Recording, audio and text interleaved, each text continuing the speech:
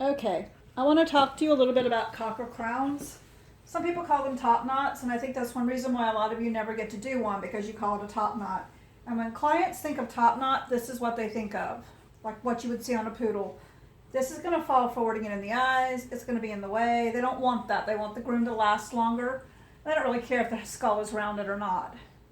But on this side, I've actually left a crown. And as you can see, while it's not a show crown, it's a perfectly acceptable pet crown. And I'm going to show you how I did that on this side. We're going to just duplicate it over here.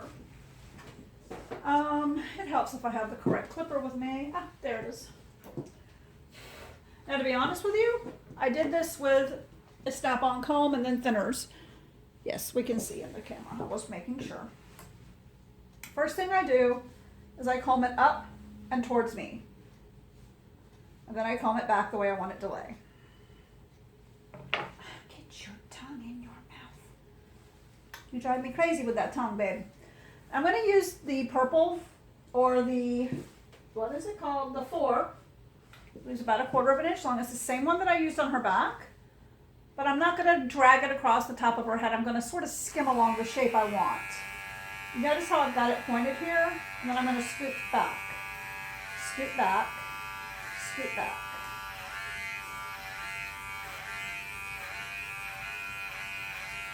Now up here, I'm going to come down to the side to help blend it a little bit. The reason I'm doing it this way is it's going to speed up the process. There's absolutely no reason to layer that in with thinners when all that you're going to be doing later on another dog, just the speed involved. There's no reason to spend 10 or 15 minutes on a cocker head in the shop when you can do it this quickly. After I've taken the bulk off with my snap-on comb, I can now see what I need to fix with my thinners. And I have my Munchkin chunkers for starters. Through Labor Day, these are going to be $30. After Labor Day, they'll be $45 through Affordable Grooming Shears. And I'm going to simply use these for texture right now to help blend a little bit and help bulk off a little more of the hair. Shape it the way I want it. And you'll notice they're giving me a really fine finish. I'm getting a really nice tight finish. Those are chunkers, mind you. Because the teeth are so close together though, I'm not getting a lot of jagged edges. I'm getting a really nice finish.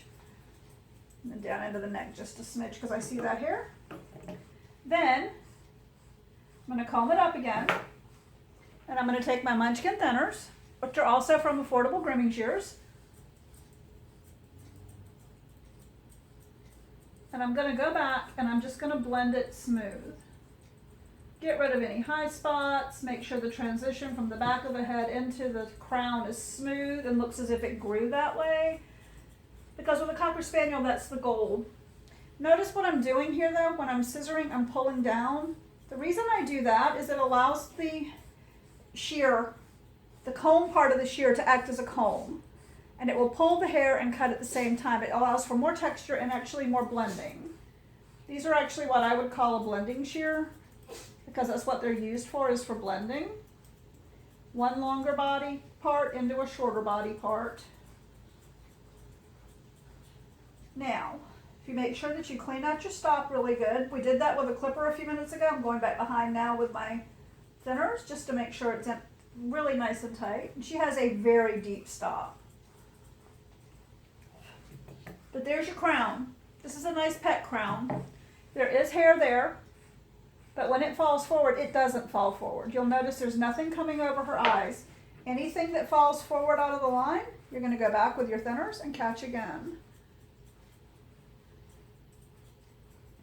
And that gives a much prettier shape to her head than if we had just shaved it. It allows for the shape to stay full where it needs to be. If I were doing this in competition or for show, I would not have used a snap-on. I would have gone behind and blended. And in fact, I'm not real happy with that spot right there, so I'm going to undercut it just a little bit. Some people tell you not to do that. I do it all the time on my pets. I have been known to do it on Kermit when we were competing because his hair was so thick and like to stick up. But there's your cocker crown. Less than 5 minutes worth of work. Piece of cake. And no owner can complain about that hair. There's not enough hair there to be a problem for the owner, but there's enough hair there to leave some texture and to leave some pretty shape. because you have a pretty head and it would be a shame to cut it all off. A lot of cockers have a really flat skull, and if they have a really flat skull, you're going to want to make sure that you leave a crown. And then I always take my little thinners under the ear and make sure that it's blended tight down into the face as well. Because these are so finely toothed, they really just do a great job there. All right, let's stop this one and go on to the next one. I'm going to show you something on ears using chunkers. I keep her ears really short because she's one of those dogs that likes to drink from the bottom of the water buckets and bowls. She literally will stick her whole head down in. What I do with her ears at this point, because she used to have long, flowy, beautiful ears, but since she's drinking from the bottom of the bowl and they're getting nasty, I take my chunkers, and again, these are the small ones, so you have more control. You can actually shape where you want to go. And I'm going to shape the edge of the ear, following the ear leather, and kind of sort of beveling it. I guess that's actually a correct word for it. I'm going to bevel it with these, and you'll notice it's leaving a soft, fairly natural look, which is what we're after. You always want a Cocker Spaniel to look as if it grew the way that it's being done. So you want to follow the lines of the dog and make sure that everything is done well.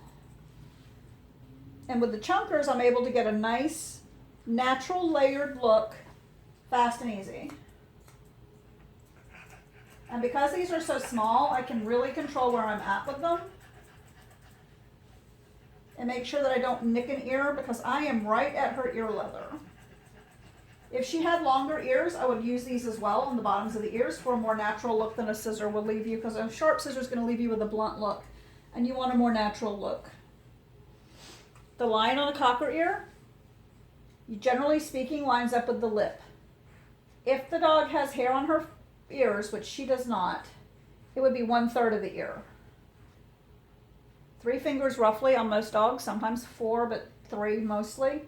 See, because she is so short, though, it's not going to be 1/3 of the ear. That would have been up here and it would have looked stupid. So I set my lines anyway. Even if the ear is really short, I set my lines the same way. It lines up with the corner of the lip almost every time. Okay?